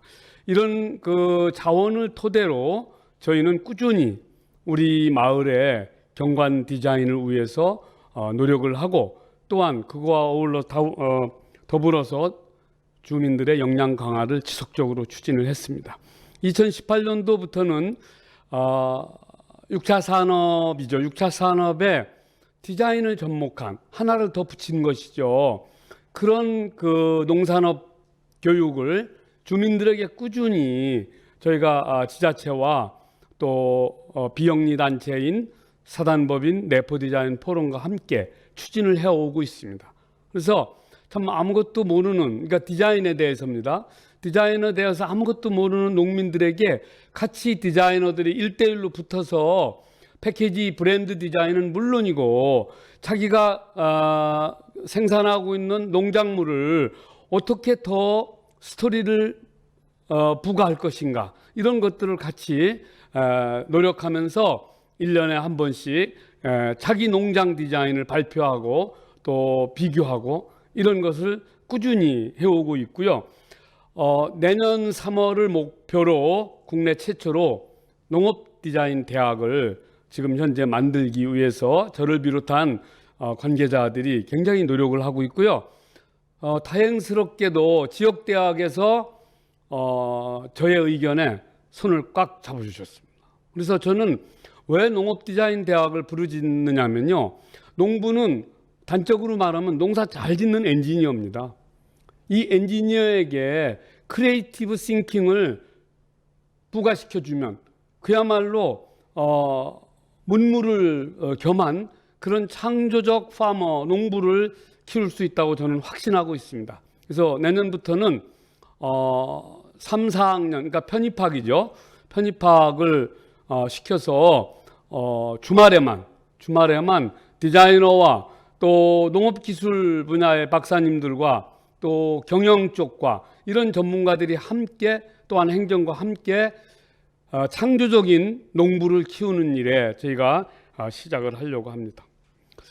마지막으로 사실은 이게 조금만 날짜가 좀 뒤로 됐으면 어제하고 그제 이틀 동안 제3회 농촌재생 포럼을 바로 저희들이 살고 있는 여미리 마을에서 진행을 하였습니다. 3회째인데 아직도 많이 부족합니다만은 우리나라에서 유명한 정말 그 백인의 디자이너 중에 들어가는 분이 3분이나 있어요. 여기 발표하신 분 중에는 이런 분들이 오셔가지고, 그러니까 농민들하고요 약 6개월을 같이 그 아젠다에 대해서 고민을 하고 또 솔루션을 제시한 것입니다. 그래서 서산 지역을 어떻게 농촌 재생화에 디자인을 접목할 것인가 하는 부분을 이틀 동안 포럼과 함께 축제 형식으로 진행을 했습니다. 농민들이 직접 생산한 그런 그 웰빙 농산물을 판매하고 체험하고 다양한 그 문화 행사를 통해서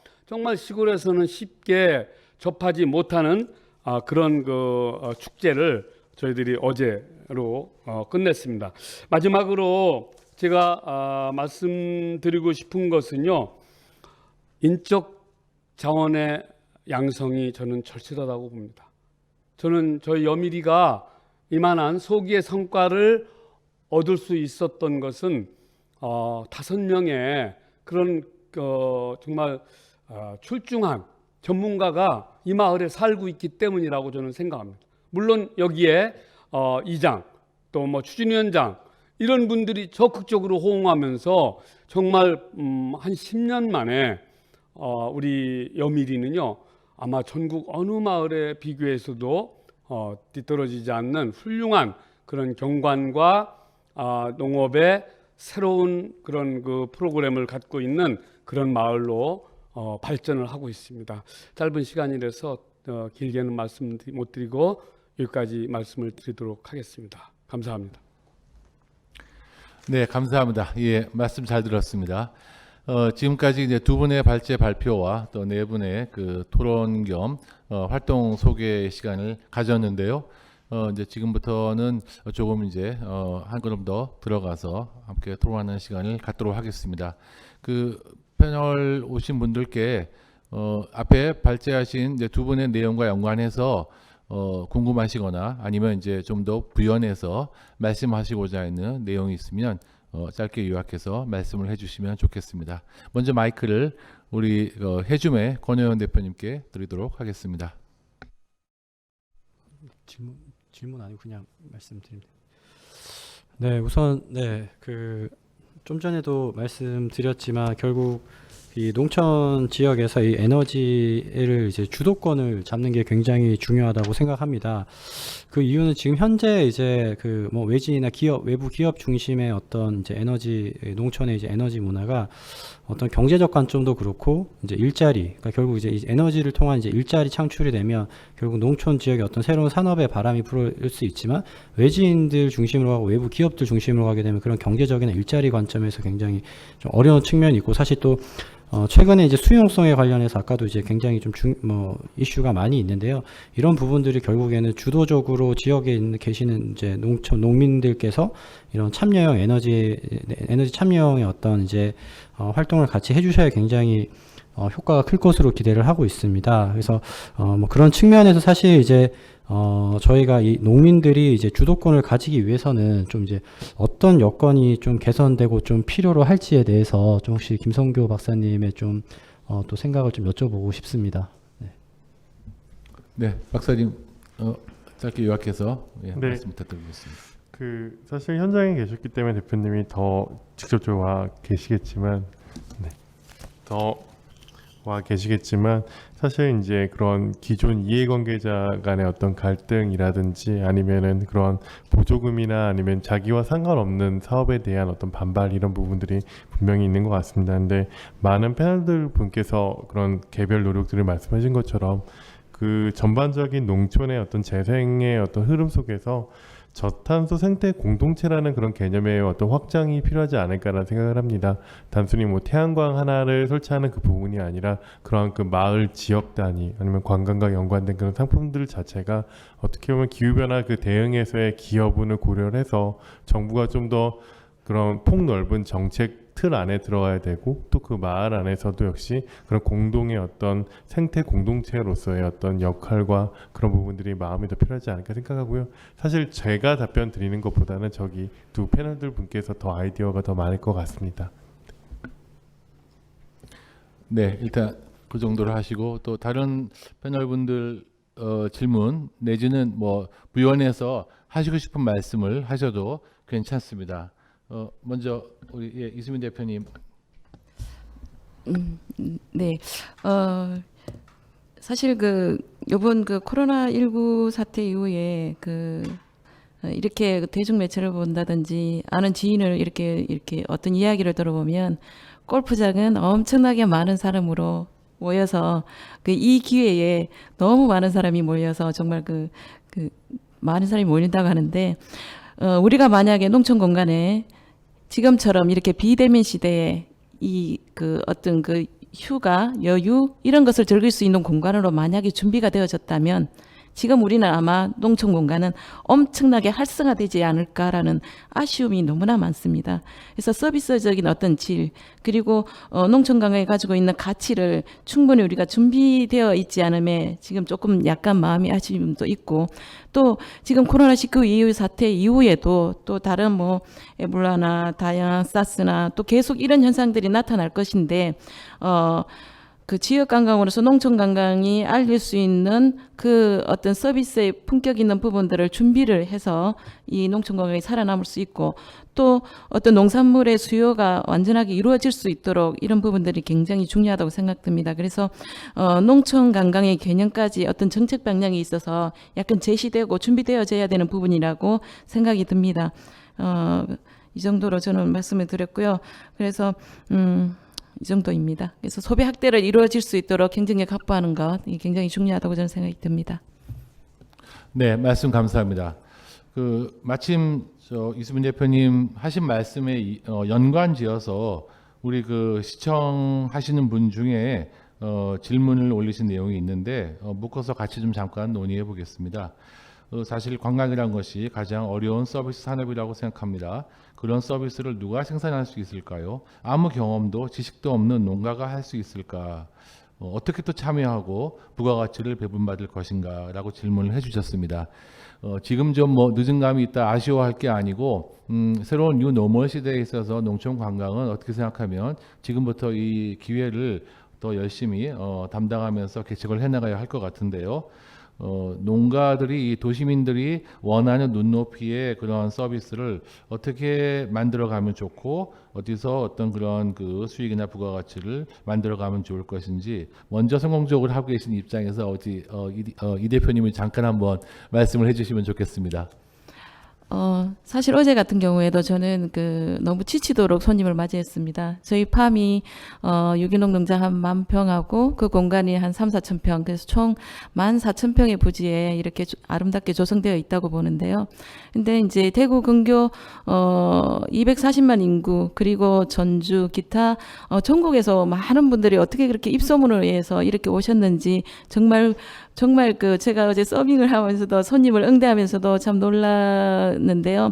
이 부분은 굉장히 오랫동안 농업 현장이 그렇게 쉽게 어떤 이런 부분들을 그냥 공부를 한다고 해서 이렇게 다 그냥 표현되는 것은 아니라고 생각이 듭니다. 우리가 주어진 어떤 자연 근간이나 그리고 그 속에 내포되어 있는 어떤 서비스의 정신이나 이런 부분들, 그리고 어떤 자연과 어울려져 있는 농촌다움을 극대화시켜서 그 공간을 구성하는 부분들, 그리고 이런 부분들, 그리고 이제 공간 형성의 어떤 아름다운 이미지 형성들, 이런 부분들은 농업 현장에서 어떤 느껴지는 감이나 이런 것들로 충분히 가능하다고 생각이 들고요. 그리고 그 속에 들어있는 어떤 우리가 가장 가지고 있는 중요한 부분은 먹거리 부분에 있다고 생각이 듭니다. 우리는 바로 옆에 저희가 농사지은 원물들도 있고 좋은 재료들이 늘려져 있습니다. 그리고 들판에 보여져 있는 그런 어떤 초록색의 느낌, 또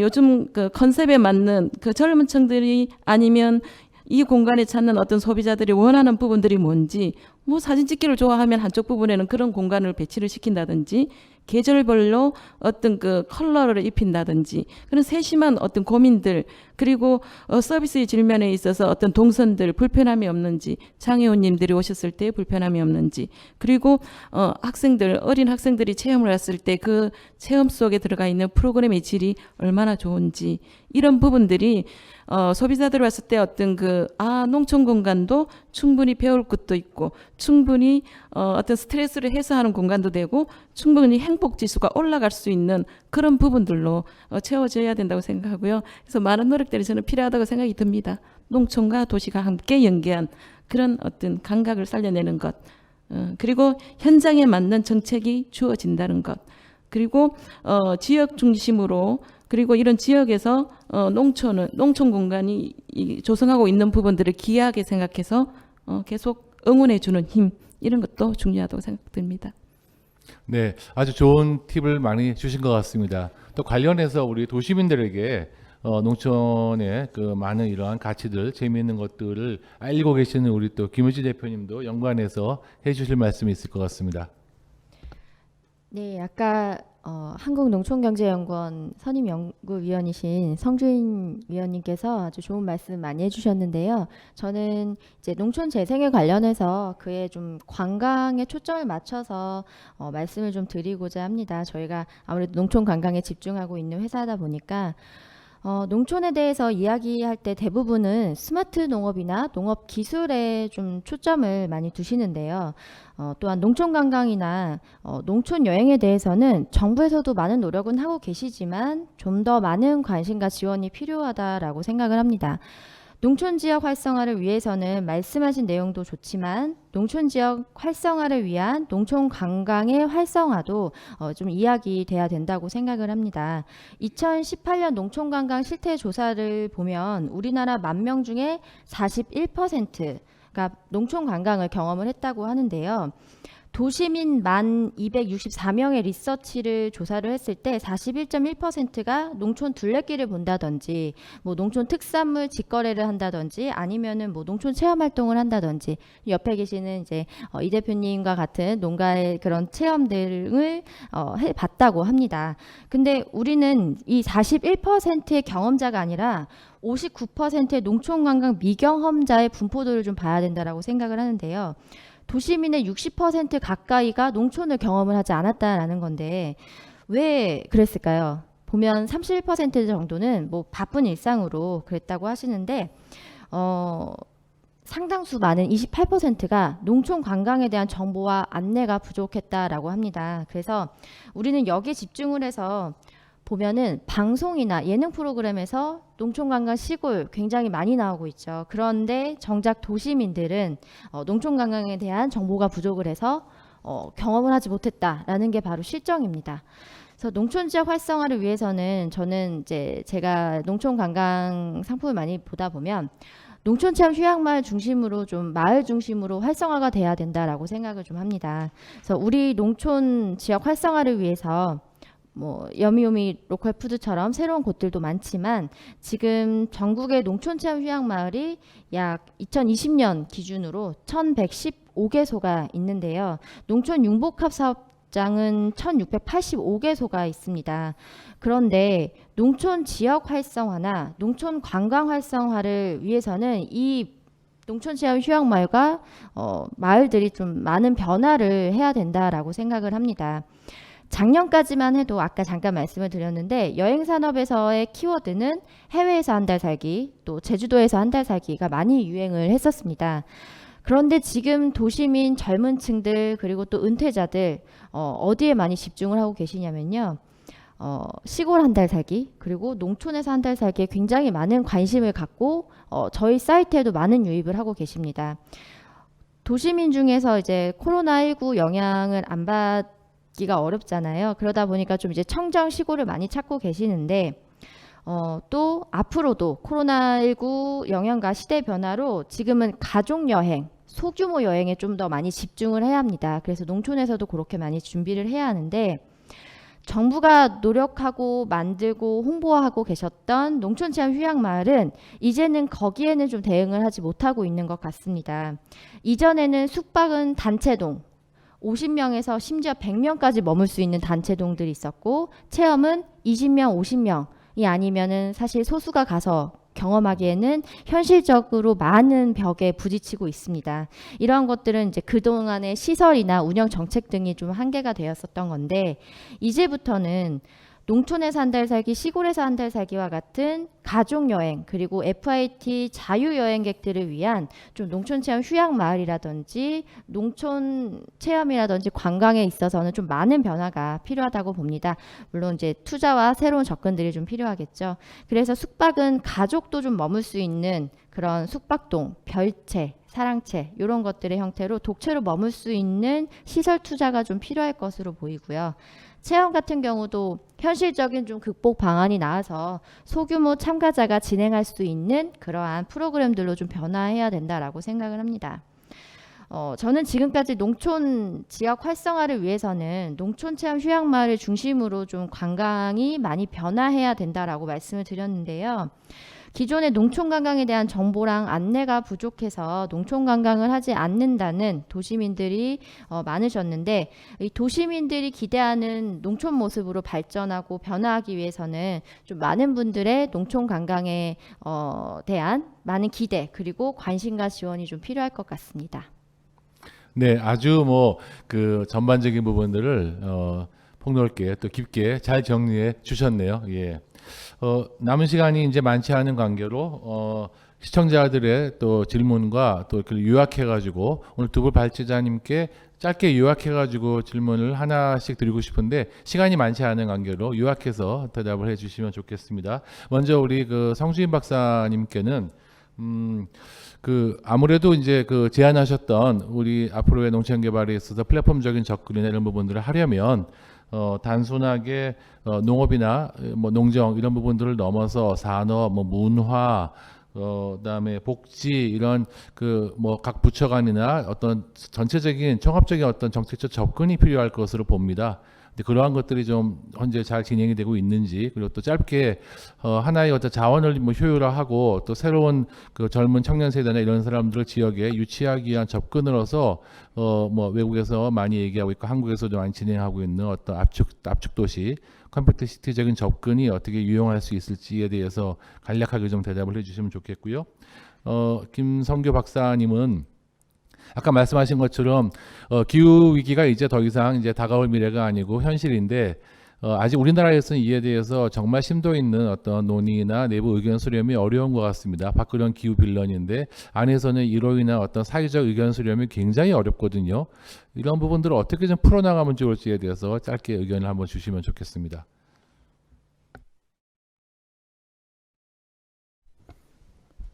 예, 제가 답변할 수 있는 범위에서 말씀을 드리겠습니다. 먼저 유영도 대표님께서 말씀하신 것들 중에 두 번째 먼저 압축 도시에 대한 말씀하셨는데 이게 이제 뭐 지방 소멸론도 나오고 하면서 이제 그런 얘기들도 되고 그러는 것 같은데 제 생각으로는 이 압축 도시, 컴팩트 시티에 대한 건 기본적으로 어떤 신규 개발, 대규모의 신규 개발을 어떤 전략으로 할까 이런 문제라고 생각합니다. 그러니까 새로운 개발 수요가 있을 때 그것을 이제 기존 도시에 집중한다든지 뭐 이런 전략이지 이 분산 거주하고 있는 이 배후 지역의 주거지를 이렇게 뜯어 옮겨가지고 뭐 중심으로 옮기는 그런 식으로 이해하는 것은 좀 오류라고 생각이 들고요. 농촌 같은 경우 그래서 컴팩트 시티 필요성은 얘기가 되지만 그런 전략을 곧바로 농촌에 옮기는 것은 좀 문제가 있다.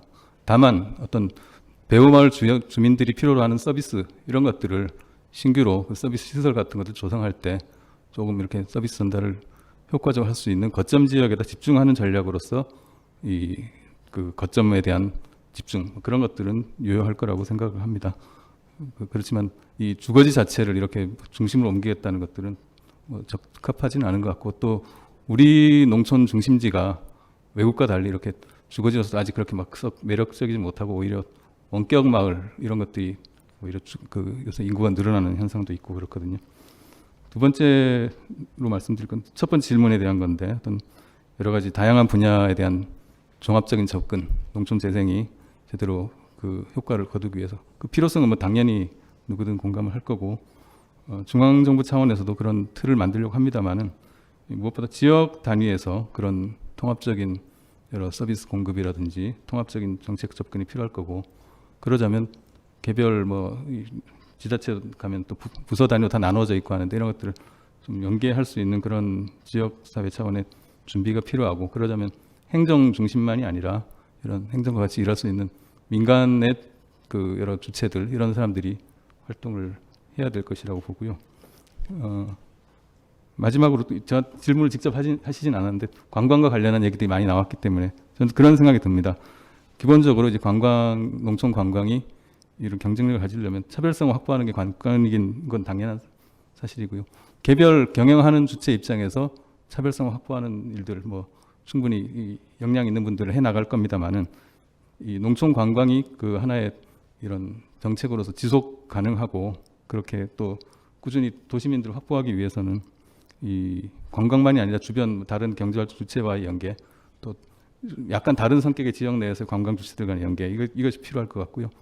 그보다 더 중요한 것은 기본적으로 농업인들이 직접 관광을 할 수는 없는 거지만 지역 주민 입장으로서 이런 공동의 활동을 통해서 지역사회 자체가 깨끗한 경관이라든지 좋은 환경을 갖추고 이럴 수 있는 지역사회 차원의 접근 이런 게 중요하다고 생각하고 그런 면에서 농촌 재생과 농촌 관광 활성화 이런 것들 연결할 수 있는 여지가 많이 있다고 생각합니다. 이상입니다.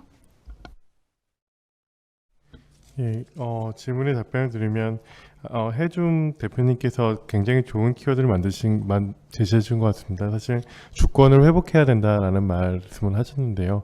사실 그 주권에는 어떻게 보면 생태 환경에 대한 주권이고 그 중심에는 탄소 감축이나라는 그런 거대한 저탄소에 대한 개념이 있어야 될 것 같습니다.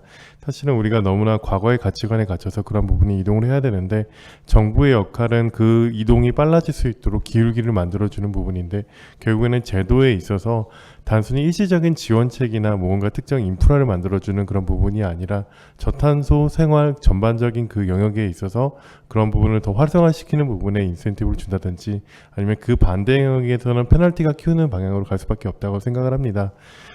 제가 아까 말씀드렸던 그린스완이라는 단어만 말씀드리면 제가 정리를 다 할 수 있을 것 같은데요.